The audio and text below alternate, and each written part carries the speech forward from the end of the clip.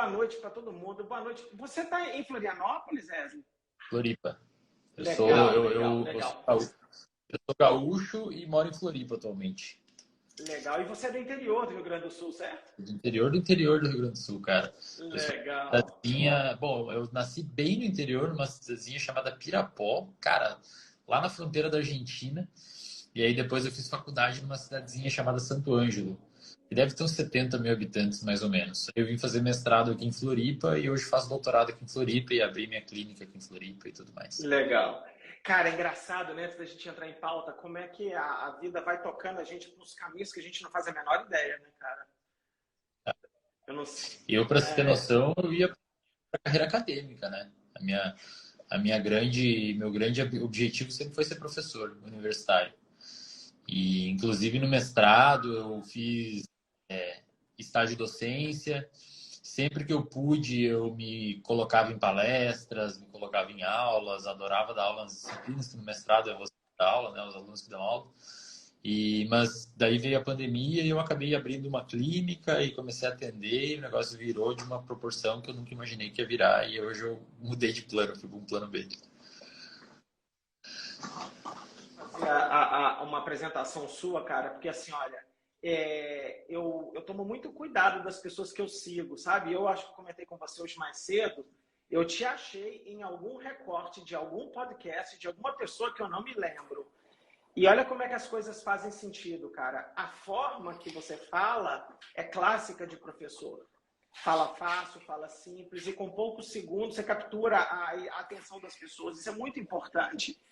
Então, na hora que eu vi, eu falei, caraca, quem que é esse cara aqui? Fiquei tentando achar, depois eu voltei, achei. E teve um dia, não tem muito tempo, Wesley, tipo 7 horas da manhã, eu tava dando comida pro meu cachorro num sábado e tava você com 900 pessoas numa live de sábado de manhã, falando da sua tese de doutorado. E dali eu comecei a ter muito interesse, cara. E assim, existem várias pessoas especiais aí na internet, cara. E nos últimos 2 meses, quanto mais eu via o seu conteúdo, mais eu gostava, cara. Então, assim, porra, você tá fazendo um trabalho super legal. Obrigado, cara. Você é professor, né? Porque você está dando aula para 5 mil pessoas na sua comunidade, né, cara? É muito louco isso, né, cara? A pandemia trouxe algumas coisas bizarramente legais pra gente, que a gente não esperava, né? Então, porra, que 591 pessoas aqui agora. Isso é um auditório lotado de um congresso, de pessoas que estão espontaneamente parando aqui para assistir. Então, assim, isso é muito legal. Então, assim, várias pessoas que começam a seguir, eu paro de seguir, mas você eu não parei e não pararei, tá? Legal. E a partir de amanhã, um membro dessa família vai entrar lá na sua comunidade, que a gente quer deglutir os seus conteúdos, cara. Legal. Porque eu acho que ajuda muitas pessoas. Então, assim, de primeira coisa, eu quero puxar o seu saco agora. Parabéns por tudo que você está fazendo. Que legal que tem gente jovem. Lógico que tem cara jovem brilhante. Quando você nasceu, eu tinha 19 anos, cara. Eu estava na universidade já, entendeu? Então, assim, muito parabéns, cara. Talvez você não vai ser um professor de universidade porque você não quer, porque o reservatório da dopamina vai ser um reservatório tão lotado de gente que você vai estar prestando um serviço incrível, né? Mas se você quiser ir para a universidade, é só pedir que você vai entrar. E eu já vou aproveitar aqui publicamente, vou fazer um convite para você ir dar uma aula lá dentro da RD para nós, Léo. Vai ser um prazer. A bomba, cara. o rojão já foi largado, a gente vai te esperar lá e a gente vai fechar uma data depois da live já. Vamos sim. Como é que é o esquema lá? Eu vi esses dias uma parada que você fez em São Paulo, né? O abacaxi é seu, né? Você me dá o abacaxi. O abacaxi é seu. Descata aqui, ó. Tem até uma camiseta que a galera fez, ó. Tô ligado. Muito legal, cara. Muito legal. Ô Wesley, tem uma galera aqui, esse monte de balãozinho que tá subindo, é um código desses caras aí. Depois ele vai explicar melhor como é que funciona a RD para todo mundo que quiser conhecer. Mas eu e os meus seguidores gostariam de conhecer você melhor. Hoje eu tenho um grupo, cara, de médicos, de profissionais de saúde, que a gente discute fake news lá dentro. E na hora que eu falei que eu ia com você, um monte de gente que te conhece, cara. Isso é muito legal. Então, assim, se apresente rapidamente para dizer assim, quem que é o Wesley, que profissão que você é, o que você está fazendo até agora. Eu sou psicólogo, de profissão psicólogo, eu sou mestre em neurociências e atualmente eu estou finalizando, acabei de qualificar meu doutorado e estou terminando de escrever minha tese em neurociências aqui na Universidade Federal de Santa Catarina. No meu TCC, só para contextualizar rapidamente a minha trajetória acadêmica, no meu TCC eu fiz um TCC bem simples sobre estresse no trabalho, com trabalhadores de uma fábrica, onde eu fiz alguns questionários e cruzei alguns dados, bem simples mesmo. No meu mestrado eu fui estudar modelos animais, então eu continuei estudando no âmbito de estresse. Estresse é um tema que eu gosto bastante. E aí eu fui estudar os efeitos do enriquecimento ambiental, a influência do enriquecimento ambiental na prevenção no desenvolvimento de comportamento do tipo depressivo em roedor induzido pelo estresse. Então, basicamente, o que eu fiz foi dividir alguns grupos de animais, eu estressei alguns farmacologicamente com corticosterona, que é o cortisol deles. Em um grupo eu mexi no ambiente e outro grupo eu deixei um ambiente pobre.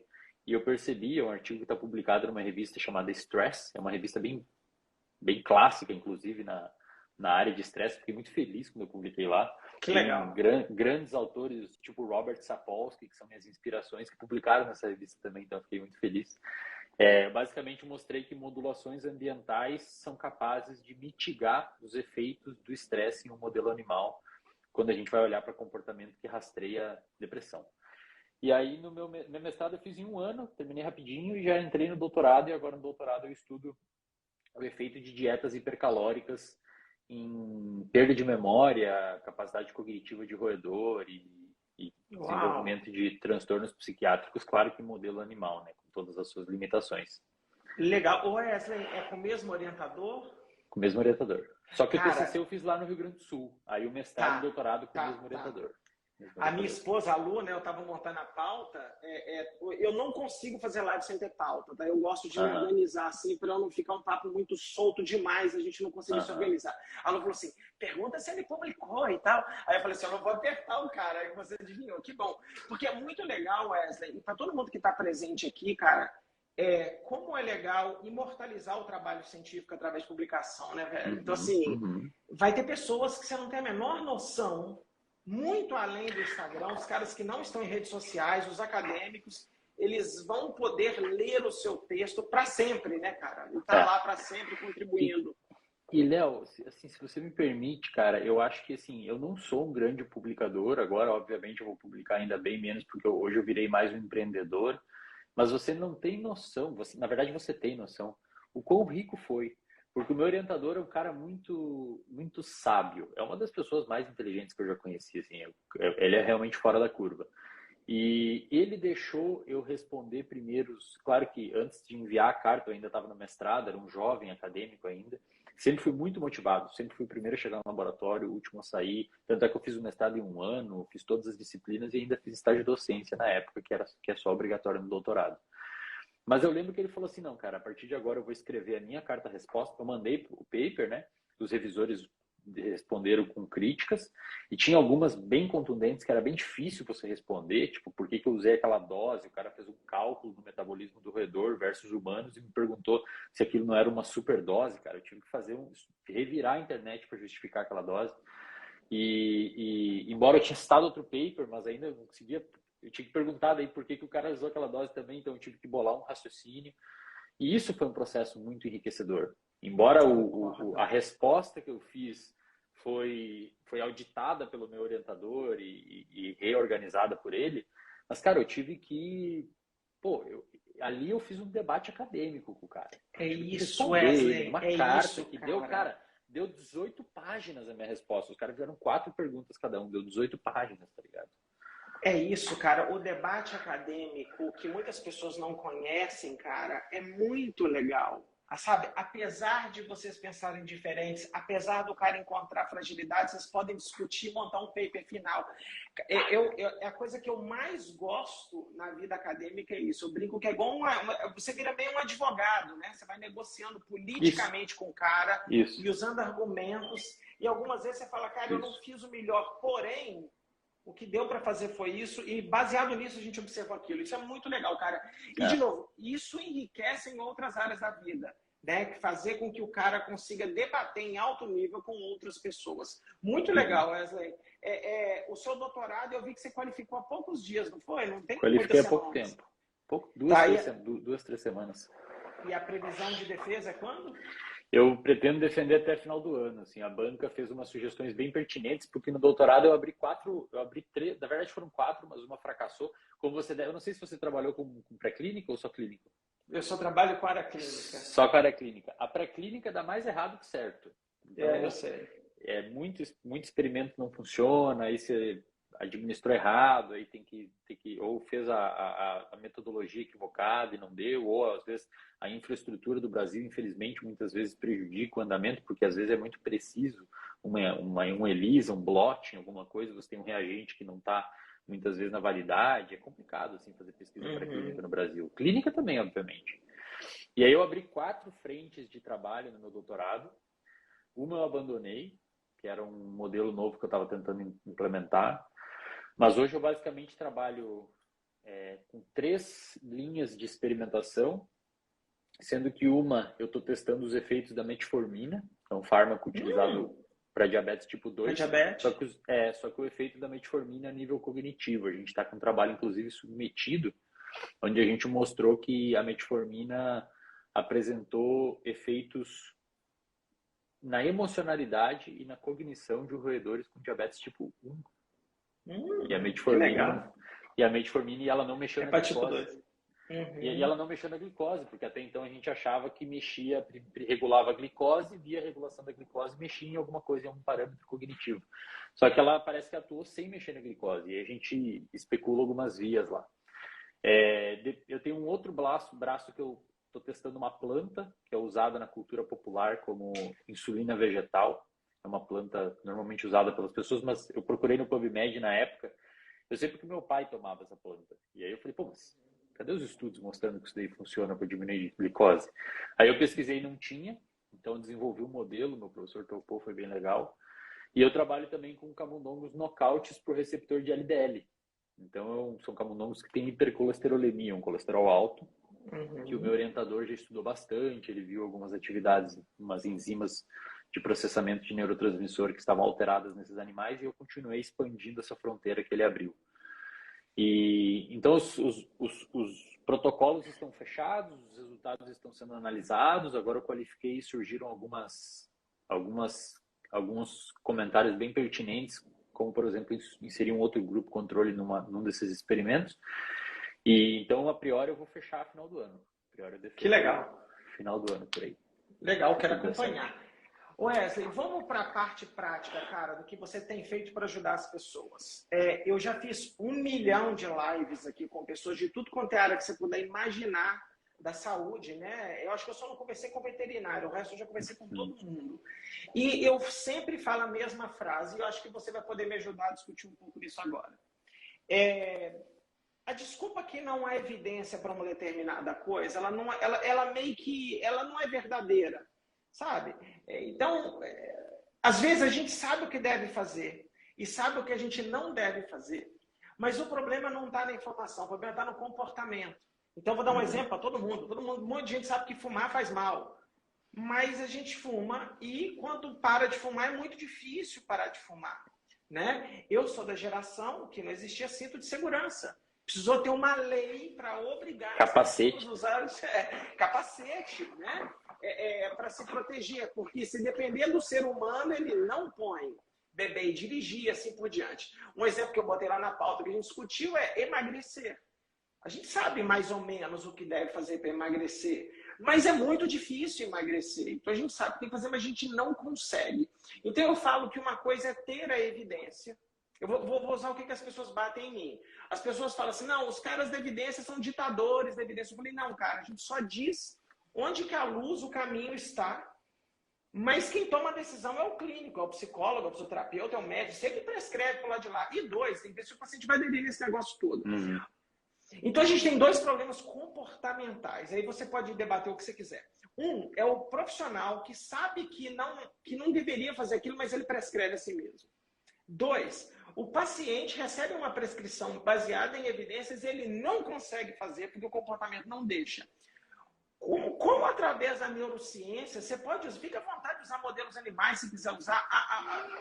A retórica que você quiser usar para me explicar por que é tão difícil mudar de comportamento.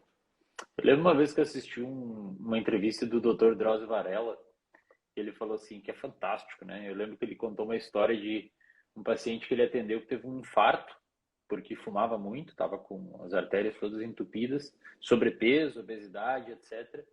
E o cara teve um infarto, teve que ficar no hospital de cama um tempão, colocaram um pedaço do vaso da perna dele, do coração, fizeram uma ponte lá. O cara gastou quase todo o dinheiro da família, quase toda a família perdeu trabalho, dia de trabalho, etc., para estar lá cuidando dele. E ele voltou para o hospital, para o consultório. O Drauzio falou para ele: você tem que começar a dar umas caminhadas. 2 meses depois, o cara não voltou a caminhar. Ou seja, o sujeito infartou, literalmente infartou, e não foi suficiente para ele adquirir um novo hábito, né? Então isso é uma reflexão curiosa, porque se a morte, que deveria teoricamente ser o seu maior motivador, não foi suficiente para você adquirir um novo tipo de hábito, um novo tipo de comportamento, tem que acender uma luz vermelha ali. Aí a gente fala, Léo, de dois sistemas de comportamento, que seriam o que a gente chama de Goal Direct Behavior, que seria um comportamento direcionado a um objetivo, que é voluntariamente você fazer alguma coisa, voluntariamente você se propor a fazer algo, e os hábitos, que seriam comportamentos semi-automatizados que você não fez aquilo voluntariamente. Além dos hábitos, um ponto, digamos assim, uma fronteira à frente dos hábitos tem o que a gente chama de compulsão, ou comportamentos compulsivos, ou muitas vezes vícios. O que é um comportamento compulsivo? Comportamento compulsivo é você executar o comportamento mesmo na presença de um estímulo nocivo como resposta. Porque eu e você somos sensíveis às consequências dos nossos comportamentos. Então, se você pega e coloca a mão no chuveiro e toma um choque, a próxima vez o seu comportamento vai ser modulado por aquela resposta que você teve de choque. Só que uma pessoa que tem um vício ou um comportamento compulsivo desadaptativo, ela não é mais responsível à punição. Ela continua botando a mão no chuveiro e tomando choque, continua botando a mão no chuveiro e tomando choque, que é muitas vezes uma pessoa que usa droga, por exemplo. Você pergunta para a pessoa: você gosta da droga? Você gosta do álcool? Você está destruindo a família da pessoa. A pessoa fala: não gosto, eu queria parar, mas ela continua tendo motivação para executar aquele comportamento. Então, uma das possíveis respostas para essa pergunta, eu diria que mora, é até aí já uma questão mais ampla, mas eu diria que mora numa tendência de automaticidade que a sociedade vive hoje, sabe? Isso é uma experiência clínica que eu vejo bastante, uma observação dentro da internet, e inclusive é uma resposta que eu observo dentro do RD. Quando eu toco nesse assunto, as pessoas tendem a ter uma responsabilidade muito positiva frente a ele. Então isso é um indicativo de que em algum lugar eu mexi ali, que tem demanda. Então o que eu vejo hoje? As pessoas elas estão perdendo. Inclusive tem um pesquisador chamado Joseph Ledoux, que é um dos maiores especialistas, se não o maior hoje, sobre ansiedade. Ele é um cara que descreveu os circuitos de medo da amígdala, do eixo HPA, etc. Publicou muito em Nature Science. Hoje não sei se ele produz mais, mas ele foi um grande cara assim. Ele fala que a gente está voltando aos pouquinhos a sermos animais mais emocionais e menos racionais. Então, nós estamos cada vez mais pautados por sistemas de respostas primitivas, no sentido de, cara, vou consumir.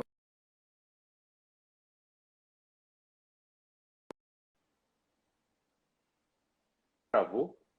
Será que travou? Eu acho que travou e voltou. Tá. Eu vou consumir o máximo de caloria que eu puder, eu vou armazenar o máximo de caloria que eu puder, eu vou gastar o mínimo de caloria que eu puder. E eventualmente isso se traduz num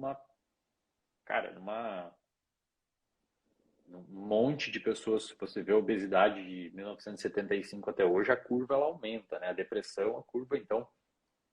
Eu lembro que eu leio os papers de 95, 97, e as pessoas começavam os papers sobre depressão. A depressão é uma doença e tal, lá por 2022, 2025 vai ser um problema de saúde pública global, e está se concretizando o que eles fizeram como projeção lá atrás. E a depressão e a obesidade também. Eu lembro que tem artigos, se você lê de 1985, 1990, Você começa a ler o artigo, a introdução, eles começam exatamente com essa frase: a obesidade vai ser um problema, com o aumento das comidas hiperprocessadas, etc. Então, o que me assusta muito hoje, Léo, é isso, cara. Eu acho que isso é o pano de fundo. A gente poderia pegar pequenos gravetos desse assunto e puxar eles para frente, assim, mas o pano de fundo a gente podia aprofundar em cada um. Talvez não tenhamos tempo, fica para a próxima live. Mas o pano de fundo é assim: pensa que metaforicamente o nosso cérebro tem vários. Isso é metafórico, tá? Os neuroanatomistas de plantão que não se ouricem aí. Isso, metaforicamente, a gente tem várias camadas no nosso cérebro. Inclusive, foi descrita por um cara chamado MacLean, que pegou muito mal. Muita coisa da neurociência que é bem interessante pega muito mal, porque as pessoas distorcem demais na internet. Tudo, como é uma área relativamente nova, tem pouca gente falando de forma um pouco mais séria. Tem um cara chamado Paul MacLean, que ele descreveu 3 camadas metafóricas do nosso cérebro, que seria uma camada reptiliana, uma camada mamífera e uma camada neomamífera. Então, se você pegar pedaços do seu tronco encefálico, por exemplo, centros de respiração, centros de batimento cardíaco, sistema nervoso autônomo, é exatamente o mesmo de um lagarto. É a mesma coisa, não muda nada. Agora, se você pegar, por exemplo, camadas que seria, ele chama de invenção dos mamíferos, que seria o sistema límbico, a amígdala, o hipocampo, o hipotálamo, algumas outras regiões ali, é a mesma do seu gato, do seu cachorro. A resposta ao medo sua é exatamente a mesma desses animais, os circuitos ali. E teria o que a gente chama de neocórtex, que seria o córtex, a casca do cérebro, que seria uma coisa mais dos primatas, especialmente o córtex pré-frontal, que seria dos primatas humanos, nós humanos, né? Nós somos animais também. O Ledoux, ele está falando que a gente está voltando um pouquinho com o tempo. A gente está deixando de usar a camada mais frontal de todas. Tem um núcleo, Léo, no seu cérebro chamado córtex pré-frontal dorsolateral. E tem um outro que faz meio que o oposto dele, chamado córtex pré-frontal ventromedial. O ventromedial é responsável por processamento emocional. O dorsolateral é responsável por processamento racional. Para você ter uma noção, se eu reduzo a atividade com estimulação magnética transcraniana ou você tem alguma lesão nesse núcleo dorsolateral, você fica um cara muito emocional. E o oposto é verdade. Se eu lesiono o ventromedial e coloco, por exemplo, Léo, a sua esposa e 5 estranhos, quem que você prefere que morra nesse acidente? Você vai escolher a sua esposa, você vai virar um cara extremamente utilitarista. Você vai ficar muito racional. O componente emocional sai fora. Então, essa última camada que permite que a gente barganhe com as coisas, tipo assim, cara, eu não vou comer esse bombom agora, porque eu preciso comer isso daqui para baixar minha glicose no sangue, porque senão daqui 2, 3 anos eu vou aumentar minha pré-diabetes e vai dar um problema gigante. É o córtex pré-frontal que faz esse adiamento da recompensa. Entendi. Segundo o Ledoux, a gente está voltando um pouquinho com o tempo, aí olhando numa ideia macrotemporal.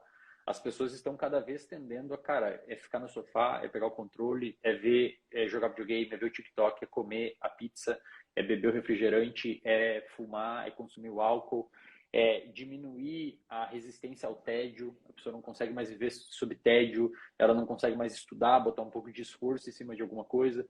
E quando você vê, isso daí implica em várias coisas, desde a pessoa comer muita comida hipercalórica e resultar num monte de problema, até a pessoa negligenciar uma informação científica que comprovadamente mostra que se você fumar, você pode ter um aumento de probabilidade de câncer de pulmão. Então, perceba que essa subutilização do nosso córtex pré-frontal resulta e poderia explicar muitos comportamentos que a gente vê hoje na sociedade, desde o clínico que negligencia uma prática baseada em evidência, muitas vezes por preguiça, porque a gente sabe que é difícil acompanhar a literatura, muito estudo, e você tem que e muitos são contraditórios, e aí você tem que acompanhar o Léo, acompanhar a galera da evidência para conseguir fazer um filtro e ver o que está prestando ali dentro ou não, porque muitas revistas são furadas e passa muita coisa ruim, e você tem que fazer todo o negócio. Então é difícil você manter isso demanda um esforço do clínico, demanda um desconforto. Então eu diria assim, Léo, cara, eu me preocupo, a galera fala que eu sou pessimista, mas eu me preocupo muito com o futuro, cara. Entendi. Eu me preocupo muito com o futuro. Nessa mesma encaixe, assim, se você me permite, que vem com uma outra pergunta é que, de novo, a gente está ficando preguiçoso, né, cara? Quando eu abro caixinha, eu vejo que a galera quer resposta para coisas que você gasta 30 segundos. No Google. 30 segundos, né, cara? Pode ser no Google, pode ser no PubMed. Eu imagino se um cara tá na minha página, ele não é possível que ele não sabe o que é um PubMed. Você vai olhar e falar, não, isso aqui eu brinco, tá, Wesley? Que o meu seguidor favorito chama Guardanapos Religiosos. É uma senhora que segue o meu perfil e que me pede ajuda. E quando ela vacilou para Covid, ela tirou foto, foi mó bonitinho. Mas eu não estou falando dela. Tem hora que são pessoas com doutorado, em que a pessoa fala assim, Léo, isso aqui funciona para isso? Aí eu faço o print, eu coloco o nome da doença, o nome da coisa e coloco o PubMed lá e falo, cara, tem 29 meta-análises sobre o assunto. Então, assim, tem um pouco a ver com isso, né, cara? De você não estar querendo gastar energia para digitar 30 caracteres, apertar um botão e ler um texto. É isso. Perfeito, é isso, cara. Isso. E se você só permite uma complementação,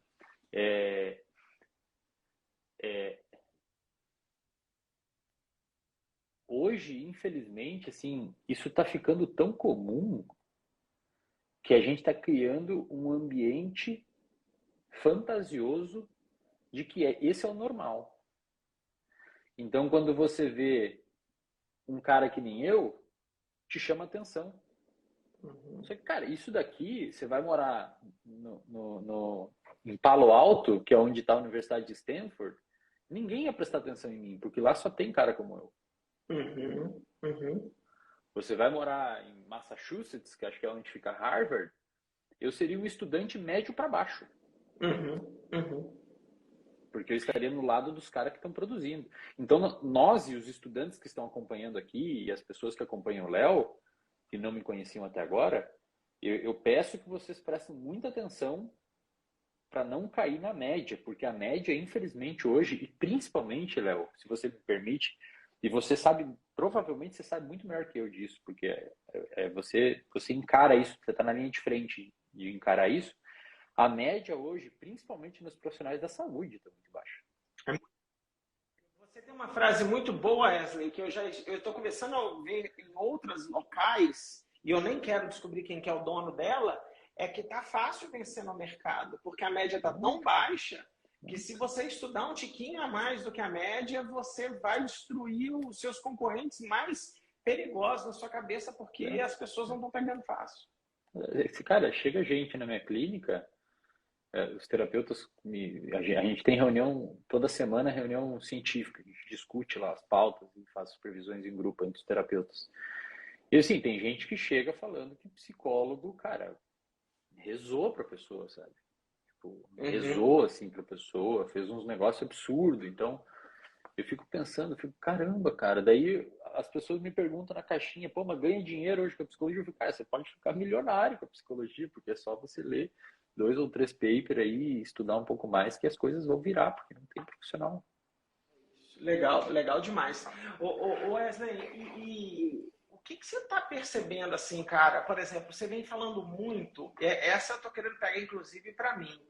É engraçado como é que um hábito vai destruindo o resto das suas coisas, né? Por várias razões na vida, e eu sou totalmente tranquilo com isso. A vida adulta não é fácil. E ela vai ficando mais complexa com o passar do tempo. Cada um carrega o abacaxi que é da sua geração. Então, filhos, família, emprego. Quando você vai ficando na minha idade, você já começa a preocupar com seus filhos embaixo, com seus pais em cima. E como consequência, às vezes, você dorme mal. E é maluco quando a gente começa a ter uma sequência de noites mal dormidas, como que isso estraçalha em outros aspectos da sua vida. Me fala uma coisa, eu estou enganado ou é observação viciada minha do que você gosta de ajudar as pessoas? Entre alimentação, sono, exercício, controle do estresse, você sai atacando por onde? Se você pegar esse cara, tá todo sempre o sono, primeiro sono. Tá bom. É a primeira coisa que a gente corrige. É a primeira coisa que a gente corrige. Porque não tem como, cara. Atrapalha todo o resto. Dá uma aula de sono aí pra gente. Você dá uma palhinha. Pensa assim, ó. Durante 99,5% da história dos hominídeos aqui, não dos hominídeos até mais, mas do Homo sapiens aqui na Terra, durante pelo menos 99,5% da nossa história aqui na Terra, não existia luz branca à noite. Essa hora, cara, a gente já estaria só com uma luz numa fogueira, no máximo, numa caverna, contando história. Isso é até uma dica que é importante. O storytelling, tem alguns storytelling, contar história no meio de uma aula, tem estudos mostrando que isso funciona muito bem para captar o aprendizado do aluno, porque provavelmente durante a nossa história evolutiva, os caçadores-coletores iam para a caverna e ficavam contando história. Então, o nosso cérebro gosta de história, é agradável a história. Então, pensa assim, ó, o sono, ele é um comportamento que deixa você inconsciente por mais ou menos 7 a 9 horas. Cara, se isso não fosse importante, não seria selecionado na nossa história evolutiva. Porque não existe comportamento que deixa um sujeito inconsciente por 7 a 9 horas que foi selecionado. Você fica à mercê dos predadores. Então, o sono, de fato, tem um pesquisador chamado Matt Walker, que ele é hoje o maior autoridade de sono no planeta, publica em Nature, publica em Science. Ele que desvendou alguns dos grandes mistérios do sono REM, do sono profundo, do líquido cefalorraquidiano, que faz uma lavagem no cérebro. Ele tem um livro chamado Por que Nós Dormimos, muito bom o livro, é escrito por ele. Então é aqueles livros de divulgação científica escrito pelo cientista, é muito gostoso, tem referência. Mas pensa assim, ó, ponto de vista prático. Sono é inegociável. Se você dormir um adulto, um jovem a jovem adulto, se dormir menos de 7 horas, prejudica. E se dormir mais de 9 horas, começa a prejudicar também. Não é normal. Então é entre 7 e 9. Sim, é porque tem 2 ou 3 minutos que você está me dando 7 horas como limite inferior mesmo. É limite inferior. Tá, beleza. Limite inferior. Para ter uma noção, esse Matt Walker fez um trabalho publicado na revista Sleep, que ele levou a galera para o laboratório e um grupo dormiu 8, pessoas saudáveis, tá? Um grupo dormiu 8 horas, um grupo dormiu 6, um grupo dormiu 4 e um grupo virou à noite. No outro dia ele deu um teste, um dia antes e um dia depois ele deu um teste de performance cognitiva, memória de trabalho, capacidade de linguagem, memória, capacidade racional, resolução de problema, um monte de testinho neurocognitivo, neuropsicológico. O que ele percebeu? A galera que dormiu 8 horas saiu melhor, foi o ranking. A galera que dormiu 6, pior. A galera que dormiu 4, pior. E a galera que parou à noite, um desastre. Só que o resultado mais interessante desse estudo é que quando ele aplicou um teste de percepção subjetiva de cansaço, a galera que dormiu 6 horas respondeu que estava tão descansada quanto a galera que dormiu 8. Entendi. Só que no teste eles foram pior. Entendi. É aquela pessoa que diz, não, mas eu durmo 6 horas por noite e acordo bem. Você acha que está bem. Mas você está tendo provavelmente algum déficit. Legal. Então, assim, um adulto precisa de 7 a 9 horas. Crianças e adolescentes isso muda. Quanto mais novo, mais tempo de sono precisa. Os adolescentes ocorre um processo de vespertinização. Eles tendem a dormir um pouquinho mais tarde, tipo meia-noite, acordar umas 9, mas depois isso volta. Existem cronotipos, estou resumindo tudo, tá? Existem cronotipos, existem pessoas que são um pouquinho mais vespertinas e pessoas que são um pouquinho mais matutinas, então pessoas que dormem mais ou menos 11, 11 e meia e acordam 8, 9 horas. E tem pessoas como eu que dorme 9 e meia, 10 horas e acorda 6, 6 e meia. Existe isso. Aparentemente 50-50 na população. Hoje, para você ter uma boa noite de sono, se eu pudesse recomendar 2 coisas principais, eu diria: à noite você precisa fazer uma boa higiene de luz. Então, evitar o máximo possível o contato com luz branca, porque isso não é natural para o nosso organismo ter contato com luz branca à noite. Então, sempre opte por luzes amarelas, quentes, de baixa intensidade, e se for ver um filme, alguma coisa, cara, eu não sou um cara extremamente rígido, assim, não vou falar para o paciente, chega 8 horas, joga seu telefone fora, desliga a TV, vai ficar fazendo o quê? O cara vai ficar ansioso e vai piorar ainda. Então eu falo, vai ver um filme, vai ver alguma coisa, bota o volume baixo, não vai assistir o Tropa de Elite com volume alto. Seu cérebro vai achar que você está fugindo de um problema. Se desliga de atividades que geram alerta. Então a pessoa que normalmente estuda muito ou trabalha até um pouco até a hora de dormir, isso aumenta o nível de noradrenalina no seu cérebro e a noradrenalina gera alerta. E o seu sono cai pro saco. Pra você ter noção, quando a gente está no sono profundo, que é a parte do sono que você está apagadaço, que você de fato descansa mesmo, quase não tem noradrenalina no seu cérebro. Então, se você ficar trabalhando até tarde, você aumenta a noradrenalina, demora para lavar aquilo e você prejudica o seu sono profundo. Então, você até dorme, mas acorda cansado. Legal. Agora, o principal ponto, Léo, de todos, que eu vejo muito poucos médicos falando, inclusive, é exposição à luz natural de manhã. Tá, vamos lá. Isso deu o prêmio Nobel de 2017 de Fisiologia e Medicina para 3 sujeitos lá, que eles caracterizaram um gene, vários genes na realidade, eles apelidaram isso de genes clock, né, genes relógio, que são genes que ficam no seu núcleo supraquiasmático. É um núcleozinho do seu hipotálamo. Hipotálamo é uma região do seu cérebro que controla apetite, disposição, resposta ao estresse, comportamento sexual, alerta, fome, apetite, né? Fome, etc., saciedade. Então, é basicamente uma regiãozinha do seu cérebro que controla as flutuações do seu organismo, que a gente chama de ciclo circadiano. Dentro do hipotálamo existe um núcleo chamado núcleo supraquiasmático.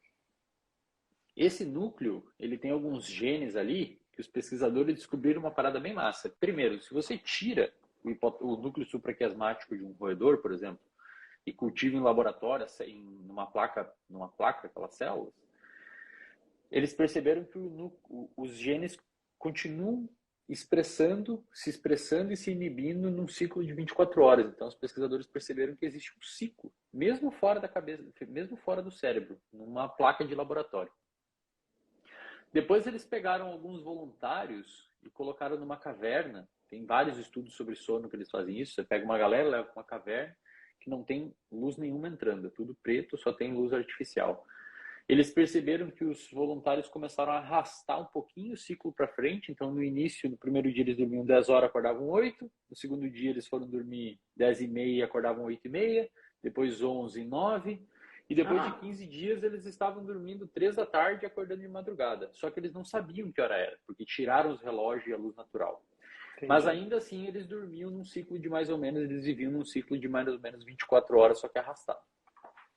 Isso aí trouxe uma questão muito importante, que é a influência do que eles chamam de Zeitgeber, que é basicamente uma tradução do alemão meio porca, assim, seria arrastadores. Arrastador é o quê? Seria um sinal que você dá para o seu cérebro de que é dia ou noite. E qual que é o principal arrastador que a gente tem? Luz natural. A luz natural, quando ela entra no seu olho, ela viaja até o núcleo supraquiasmático e ela meio que avisa esses genes, tipo assim, ó, começou o dia. Os pesquisadores perceberam que esses genes, eles produzem uma proteína. Essa proteína se acumula na célula durante o dia. E quando ela tem um nível X de acúmulo na célula, ela inibe a produção dela, um eixo de feedback inibitório. E esse eixo acontece em exatamente 24 horas. Então, o que isso significa do ponto de vista prático? Os olhos de uma pessoa são janelas do cérebro, são pedaços do cérebro que estão para fora da caixa craniana. Se você acorda de manhã, nunca teve casa, né, na nossa história, os caras viviam numa caverna, né? Então, clareava. Então, se você acorda e deixa toda a casa fechada, não deixa entrar a luz natural, para o seu cérebro ainda não é dia. Então, você acorda 7h30, 8 horas da manhã e se expõe à luz natural 10 da manhã. Para o seu cérebro, 10 da manhã começou o dia. Aí de noite você não tem sono, porque para ele começou 10 da manhã, ele vai te dar sono meia-noite, 1 da manhã. Então, a primeira coisa que você precisa fazer para regular sono é, acordou de manhã, se expõe à luz natural, não precisa pegar sol no olho, mas pegue luz natural no seu rosto, abre janela, abre cortina, abre tudo. Isso vai sinalizar esse núcleo supraquiasmático que o dia começou e vai começar a produzir essas proteínas para regular o seu ciclo circadiano. Além disso, tem vários trabalhos mostrando que a alimentação também é um desses arrastadores. Você comer todos os dias aproximadamente no mesmo horário é um estímulo que você dá para o seu corpo que sinaliza também ciclo circadiano. Exercício físico, porque exercício físico dá pico de cortisol, também é basicamente assim, Léo, quanto mais rotina você tiver, maior é a tendência de você conseguir ter uma vida saudável. Por incrível que pareça, a rotina ela é extremamente saudável. Legal, legal. Então, assim, se você fosse começar a arrumar a zona da vida de alguém, era pelo sono. Primeira coisa. Tá, Porque então, pensa assim, ó, se você dorme mal, isso já teve estudo mostrando, se priva uma pessoa de sono, existe um desacoplamento da capacidade modulatória que o córtex pré-frontal tem sobre o sistema de recompensa, por exemplo. Então, você priva uma pessoa de sono e você, no outro dia, oferece para ela uma salada ou uma comida mais palatável, a pessoa aumenta a tendência de pegar comida hiperpalatável. E se você faz isso com ela dentro de uma máquina de ressonância magnética, você vê que o córtex pré-frontal, que é a região que atrasa a recompensa, ele meio que enfraquece a atividade de privação de sono. Legal. Porra, que top. Legal, legal, legal. Boas dicas. Ô Wesley, eu escuto demais. Eu oriento aluno de pós-graduação. Fui 12 anos coordenador de um programa de mestrado e doutorado. Durante a pandemia, cara, aconteceu umas coisas que eu fiz, uma coisa que... Hoje eu falo, porra, eu acho que eu mandei bem naquele dia. Eu chamei todos os alunos numa sala no Zoom, todo mundo pensou que eu ia falar, cara, o Léo vai meter a faca no pescoço de todo mundo. Eu falei, cara, bom dia, eu preciso saber como é que vocês estão. Saúde mental tá boa, tá legal, tá acontecendo alguma coisa, como que eu posso ajudar? Porque a minha família estava numa catástrofe. E a gente se acertou lá. Mas o que eu ouvi durante esses 2 anos é assim, ó, eu não estou motivado para fazer as minhas coisas. E eu estou escutando uma galera muito jovem, que eu não vou falando que eu não era assim, é mentira, tá? Eu sou ex-atleta, essas coisas todas. Então, assim, eu vivi a rotina, eu demorei a virar adulto, porque eu tinha coisa pro meu treino e tal. Mas o que você pensa sobre essa palavra motivação? Bem assim, porque eu interpreto algumas pessoas que pensam que motivação é uma coisa intrínseca. O cara acorda de manhã e fala assim, ô, eu tô motivado, velho, eu vou escrever um paper, né, cara? E não é bem isso, né? Eu queria, do ponto de vista de neurociência, o que é a motivação e como que você aumenta a probabilidade desse fenômeno acontecer? Cara, assim, primeiro, você consegue ter um status fisiológico que possibilite o surgimento de uma motivação basal maior. Deu para entender? Como que faz isso? Uma das coisas que mais mata a motivação é estresse crônico. Isso já é muito bem definido na literatura. Inclusive, o estresse crônico é um dos principais fatores de risco para depressão. De longe, assim, é muito bem... Tem um estudo no The New England Journal of Medicine que foi publicado pelo... não vou lembrar o nome do autor, acho que é um estudo de 2018. Ele faz um review sobre o impacto do estresse na depressão, que é, cara, é fantástico, assim, o estresse crônico, ele faz uma zona no seu cérebro. Não é aquele estresse que é pontual, é aquela linha de fundo que muita gente passou na pandemia. E quando a gente vai para os modelos animais, a gente vê que quando você estressa um roedor, um rato, até mesmo um macaco, a primeira população de neurônio no estresse crônico que vai para o saco são neurônios produtores de dopamina. E muita gente acha que dopamina gera prazer, mas na realidade dopamina gera motivação. Então, dopamina não tem a ver com prazer. Por exemplo, se você pega e depleta neurônios dopaminérgicos que saem da área tegmentar ventral para o núcleo acumbente, que seria o sistema de prazer que a galera fala, de um roedor, você pega esse roedor sem neurônio, sem dopamina, e você coloca ele na frente de 2 comidas, uma ração normal e uma ração hipercalórica, palatável. O animal ele prefere comer a hipercalórica e a palatável, indicando um hedonismo. Não tem como saber se ele está sentindo prazer, porque a gente não conversa com o roedor. Mas ele prefere a comidinha açucarada. É um indicativo de que aquela caloria gera um comportamento mais reforçante nele. Só que isso, e ele está sem dopamina. Então ele está sentindo de alguma forma o reforço da comida. Agora, os pesquisadores fizeram isso. Se você pega, foi um artigo publicado na Cell, se você pega esse roedor e coloca 10 centímetros ele longe da comida, ele não busca. Então, se você tira a dopamina, ele não tem motivação para buscar o prazer. Tá?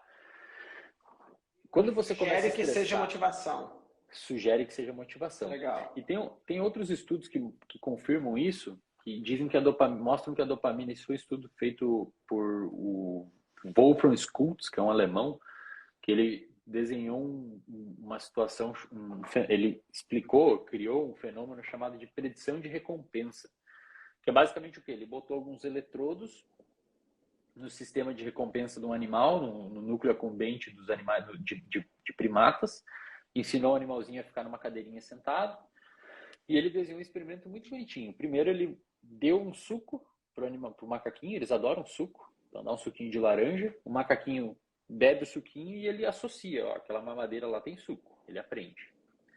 Depois disso, ele ensinou o macaquinho que sempre que acender uma luz no teto, se o macaquinho apertar 10 vezes um botãozinho, o suco vem para ele.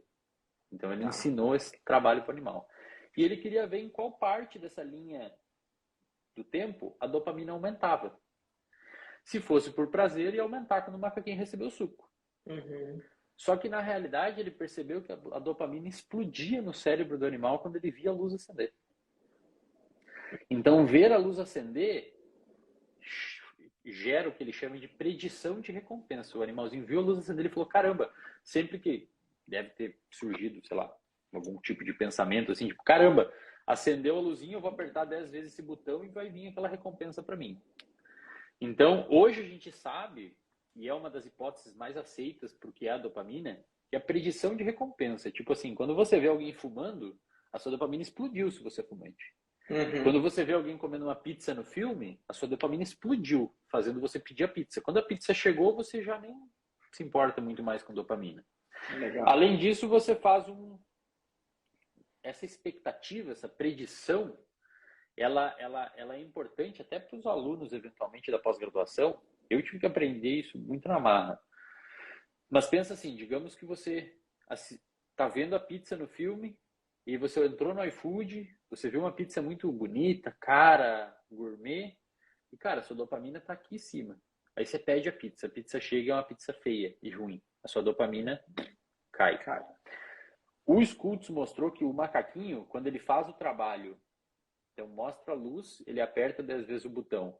A dopamina explodiu quando a luz acendeu, ele apertou o botãozinho, e quando ele traz a garrafa de suco, e no lugar do suco ele bota água, ele percebe uma inibição da dopamina abaixo do nível basal que estava antes. Ok, ele se decepciona, né?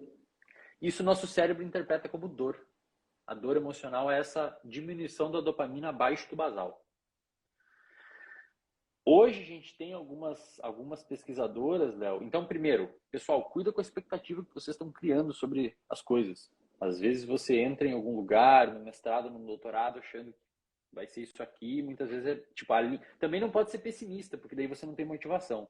Você tem que fazer um jogo com a realidade. Muitas vezes o orientador consegue fazer isso. Por exemplo, você ter ido lá perguntar para a galera se eles estavam bem, provavelmente ninguém tinha essa expectativa que você ia fazer. Então você deu uma surpresa, foi uma predição de recompensa positiva, eles não estavam esperando isso.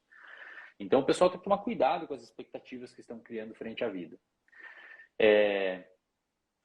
Segundo ponto, se você se estressa muito, esse aumento dopaminérgico ele é prejudicado, porque acaba morrendo, não necessariamente neurônios, tá? Não é necessariamente neurônios que morrem, neurônios morrem no estresse crônico. Tem estudos mostrando que você pega depressivos crônicos e estressados crônicos, o hipocampo desses sujeitos, que é uma região envolvida com controle emocional e formação de memória, é menor nos sujeitos, fazendo match por sexo, história e controlando a maior parte de variáveis possíveis, se era fumante ou não, se bebia ou não, etc. Então, o estresse crônico, inicialmente, não necessariamente ele mata neurônio, mas ele destrói botões sinápticos, que são importantes para a formação do sinal químico da dopamina. Então, isso é muito comum no laboratório, você vê uma pessoa estressada ou ansiosa, que é uma resposta fisiológica muito semelhante, ela começa a deprimir. Ela começa com o tempo a perder a capacidade de sentir prazer, ela não gosta mais de que antes era legal jogar um futebol com a galera, era legal estudar, era legal fazer não sei o quê, participar de uma reunião. Hoje ela não gosta mais, porque esse estresse crônico foi reduzindo essa sinalização dopaminérgica, muito provavelmente. Mas um outro ponto interessante, Léo, se você me permite fazer um complemento, eu não sei se o Instagram vai derrubar a live aí, talvez não derrube, vamos só torcer que não. Não, a gente faz um sinal de alerta aqui. Fechou. Tem uma pesquisadora chamada Nora Volkow, que ela é uma das papas assim nos estudos de neuroimagem. principalmente do sistema dopaminérgico. Ela tem um paper publicado na PNAS, que é uma revista excelente, assim, né? Eu gosto muito dos artigos da PNAS, que ela mostra que o sistema dopaminérgico de usuários de droga, nesse caso era cocaína, ele tem menos receptores de dopamina. Tem menos dopamina ligando. Não é que tem menos dopamina. Tem menos receptor com a dopamina ligando nele. Tá? O que isso indica? Na neurociência, a gente não interessa muito a quantidade de receptor. Interessa quantos receptores estão sendo ocupados pelo neurotransmissor e, de fato, estão finalizando uma transmissão química. Então, ela percebeu que usuários de cocaína têm uma redução no número de receptores. Isso indica que, primeiro, isso explica um mecanismo de tolerância a uma droga. Se você reduz o número de receptores, cada vez o cara quer mais para alcançar o mesmo barato.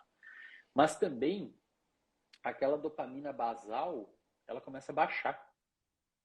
Porque na ausência da droga, você tem menos receptor. Então, a sinalização dopaminérgica é menor. Isso mostra o porquê que essas pessoas que têm esses comportamentos hiperdopaminérgicos, como o uso de substância em excesso, elas param de sentir prazer com qualquer outra coisa. Como, por exemplo, uma caminhada, um exercício físico, um jantar em família, um estudo, participar da comunidade ou qualquer outra coisa assim.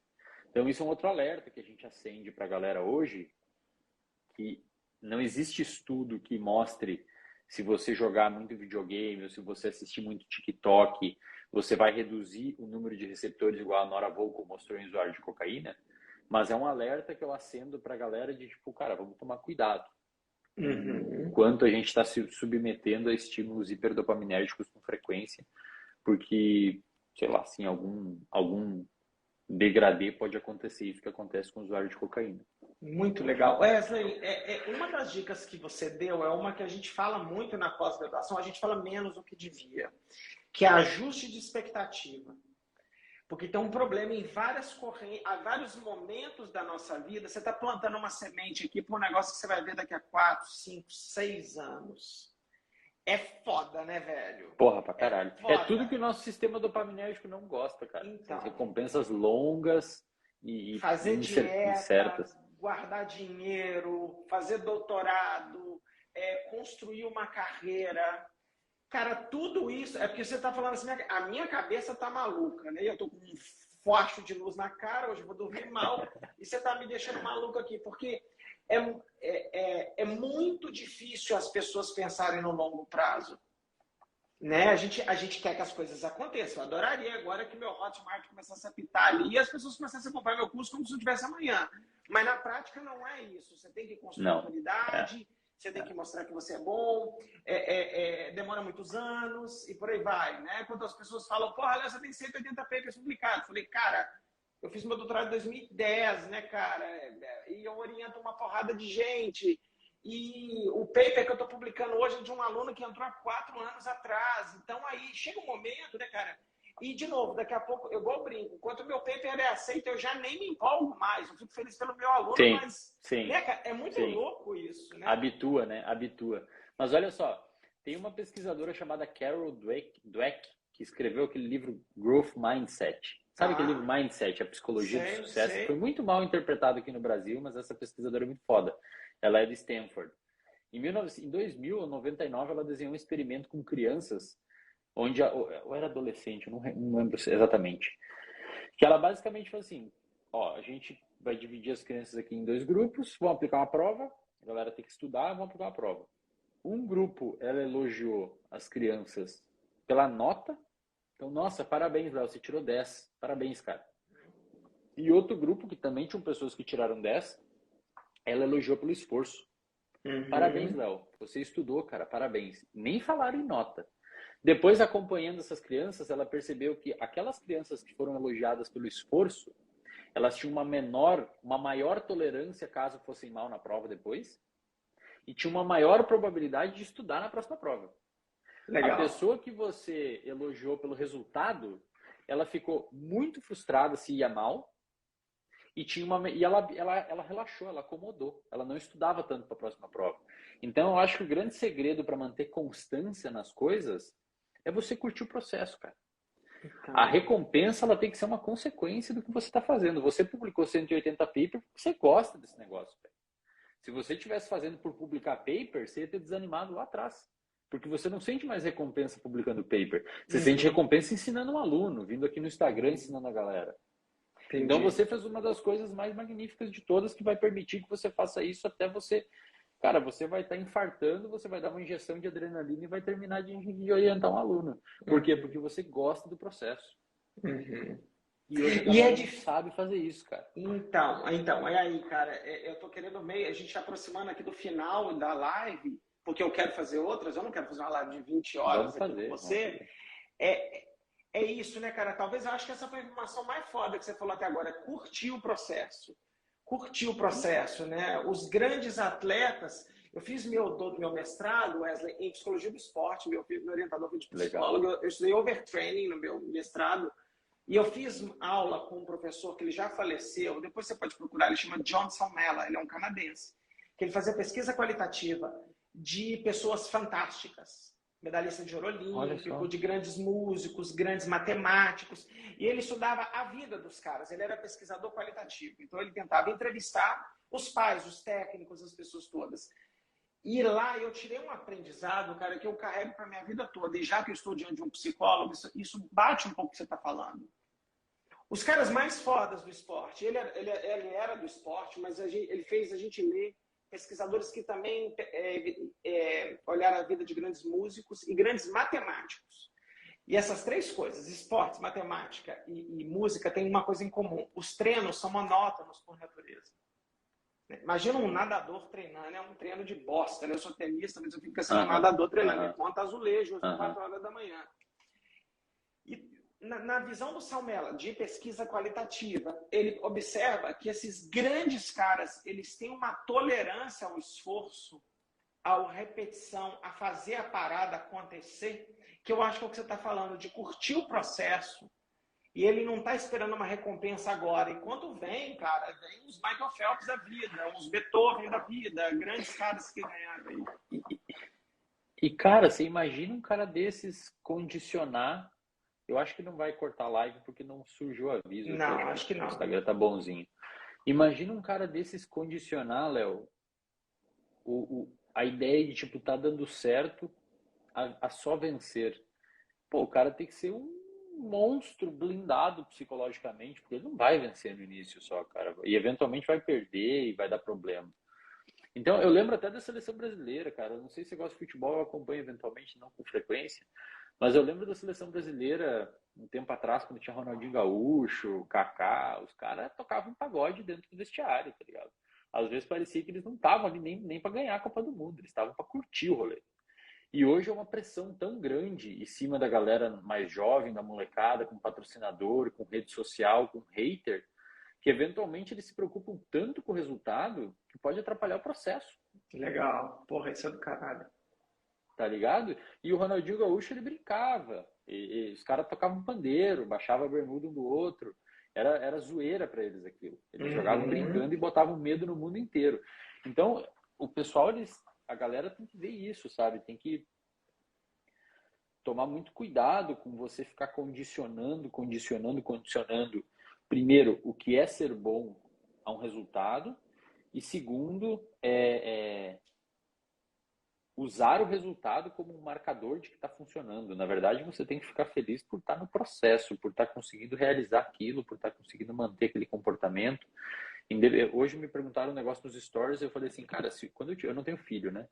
Mas quando eu tiver filho, por exemplo, se ele estudou o ano todo para um vestibular e reprovou, eu vou dar, se eu puder, algum tipo de recompensa, porque ele estudou, de fato.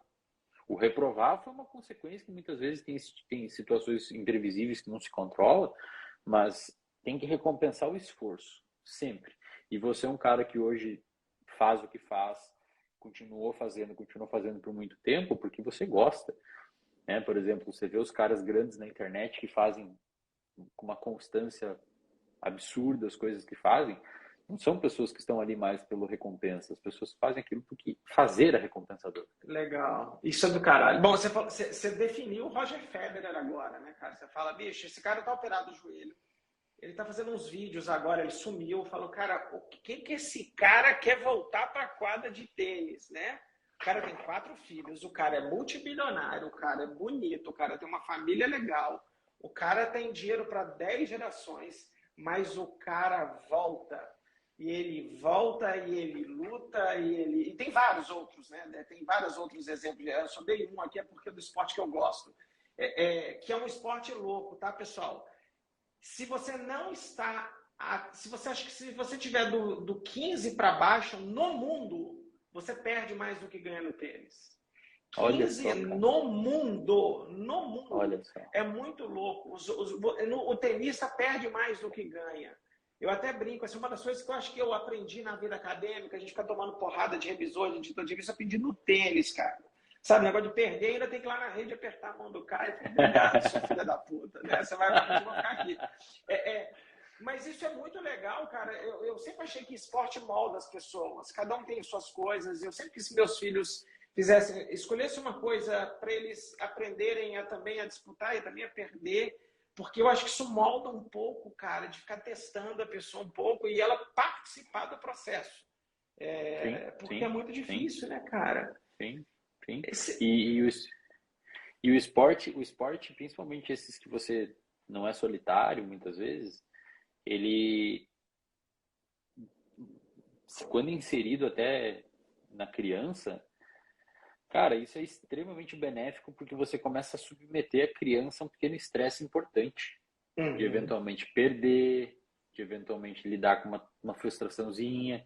Basicamente você coloca ela num ambiente seguro, controlado, relativamente controlado, e você já... Eu sou meio maluco, assim, mas eu enxergo cérebros, né? Eu vejo um paciente na minha frente, eu enxergo um cérebro com um monte de circuitos que constituem o sujeito, elaboram a resposta dele ao mundo e foram modulados pela história do sujeito e até mesmo, eventualmente, por epigenético, alguma coisa assim. Então, quando você pega um cérebro naive, né, ingênuo, assim, numa tradução livre, você coloca ele num ambiente desde novo, onde ele tem que lidar com algumas coisas relativamente estressantes, cara, você está formulando desde cedo circuitos importantes para a sobrevivência. Isso é um termo chamado inoculação ao estresse. Eu não sei se você já ouviu falar disso. Não, nunca ouvi.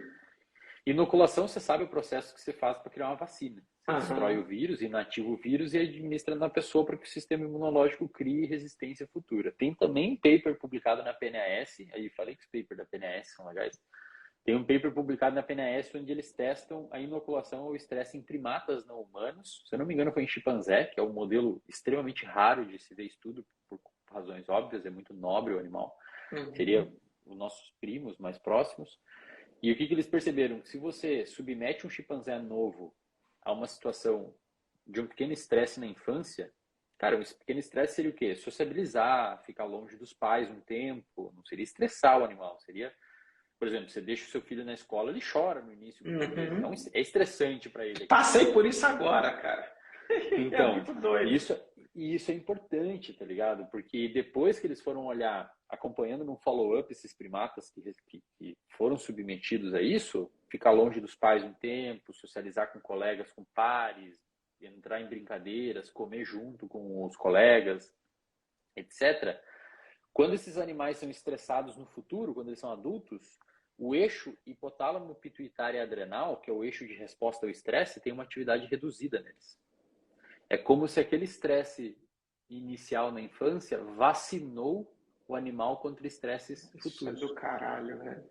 Então, cara, se você cria um filho muito nas suas asinhas, você impediu que ele criasse circuitos de sobrevivência mínimo. Para lá no futuro, pegar um ônibus sozinho, fritar um ovo, abrir uma conta num banco, coisa simples de uma sobrevivência. Se virar. Legal. Porra do caralho. Eslen, o que é eu aprendi isso há poucos dias atrás. O que é o reservatório da dopamina? Qual que é a proposta dele?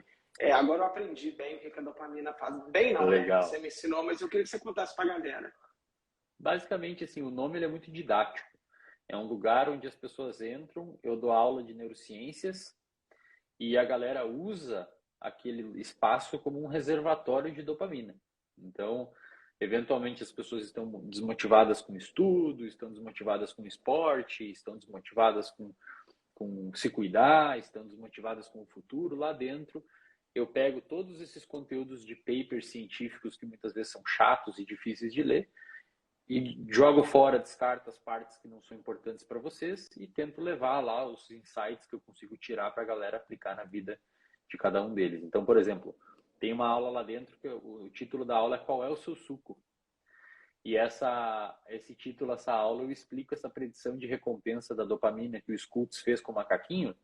Porque pensa assim, Léo, se o Schultz não desse o suco para o macaquinho provar antes, ele não ia, ou seja, se o macaquinho não soubesse o que tem dentro da garrafinha, ele não ia ficar motivado para pegar aquilo. Então essa aula Qual é o seu suco é para instigar as pessoas a pensar, o que te motiva? Legal. Qual que é o seu suco? O que gera para você? O que gera aumento de dopamina em você? E aí você vai ver os comentários, muita gente nunca tinha pensado.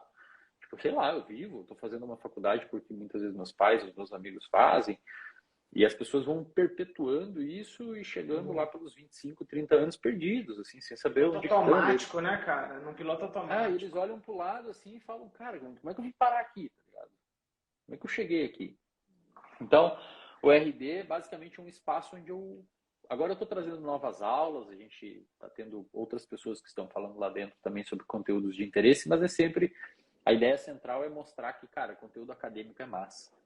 Legal. Conteúdo acadêmico é legal, cara. Ciência é legal, é bacana. Legal. O que significa o balãozinho vermelho? O balãozinho é um negócio que a gente criou, basicamente querendo dizer assim que você consegue voar muito alto de forma leve. Legal. É numa ideia de que eu sei que, guardada as devidas proporções e exceções frente à realidade socioeconômica, sociocultural de alguns grupos da sociedade, resguardando essas proporções, na média, hoje é fácil se destacar bastante. Legal. Então você pega muitas vezes alunos que, cara, ganha a mesada do pai, o pai paga o apartamento, a família sustenta, e a pessoa ela não se desenvolve, tipo, ela tinha tudo para se desenvolver e não conseguiu se desenvolver, e eu tento mostrar que, esse sujeito principalmente tem, se der uma encaixada ali, der uma repensada em algumas estruturas na vida, tem tudo para se dar muito bem, de forma leve, não é difícil. Legal.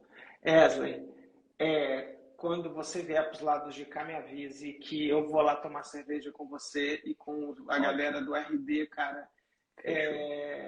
É muito legal conversar um a um, igual a gente está fazendo agora. Eu sou um privilegiado de fazer isso que eu estou fazendo agora.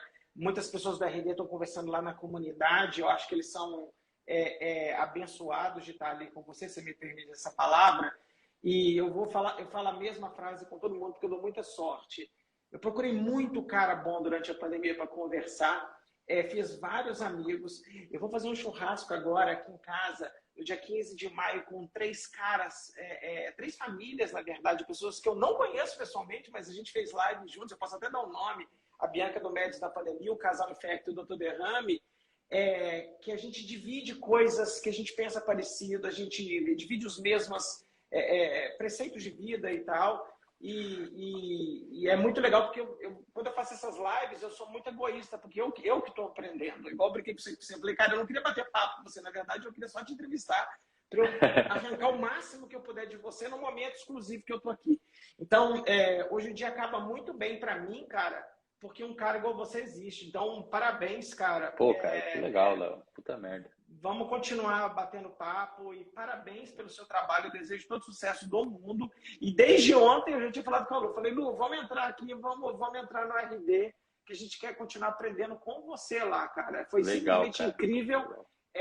Eu queria conversar mais, mas eu também não gosto das lives muito longas. Não vou deixar gravado, eu tenho certeza que um monte de gente vai aprender com isso aqui. Tá bom? Show.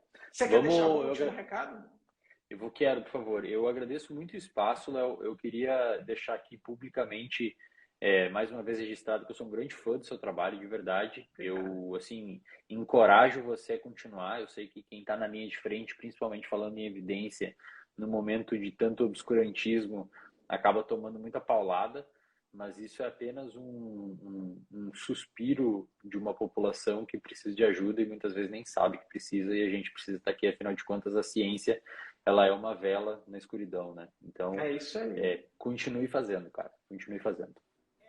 E eu acho que eu e você, a gente curte o processo. Então, eu acordo lotado de dopamina todo dia para fazer. Cara, vai ser muito difícil alguém derrubar nós. Vai ter que dar muita paulada, porque a gente gosta pra caralho disso daqui.